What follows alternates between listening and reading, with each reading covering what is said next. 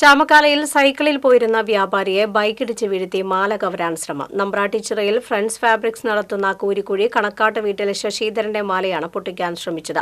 ഇന്നലെ രാത്രി കടപൂട്ടി സൈക്കിളിൽ വീട്ടിലേക്ക് വരുന്നതിനിടെ ചാമക്കാല തെയ്യംപറമ്പിന് സമീപം വെച്ച് പുറകിലൂടെ ബൈക്കിലെത്തിയ രണ്ടുപേർ സൈക്കിളിൽ ഇടിച്ചു വീഴ്ത്തി മാല പൊട്ടിക്കാൻ ശ്രമിക്കുകയായിരുന്നുവെന്ന് ശശിധരൻ പറഞ്ഞു.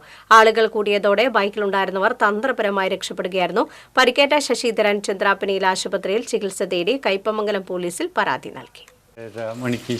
കട അടച്ച് ഇന്നലെ 1:30 മണിക്ക് ശേഷം പോന്നപ്പോൾ ഈ വീടിൻ്റെ അടുത്തുള്ളത് ഈ റൂട്ടിൽ വന്നപ്പോൾ ഒരു വണ്ടി ഇടിച്ച് അതിൽ ബാക്കിലിരിക്കുന്ന ആൾ ഷർട്ടിൻ്റെ കോളറിൽ പിടിച്ച് വീണ് ഞാൻ.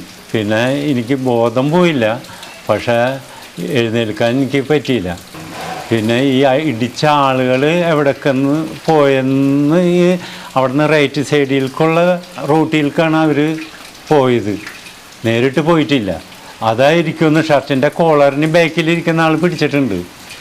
അതുകൊണ്ടാണ് ഇത്രയും അവരെ വണ്ടി ഓടിക്കൊണ്ടിരിക്കുന്ന വണ്ടി ഞാൻ സൈക്കിളിനെയാണ് വരുന്നത്. അതുകൊണ്ടാണ് ആ വീഴ്ച അത്രയും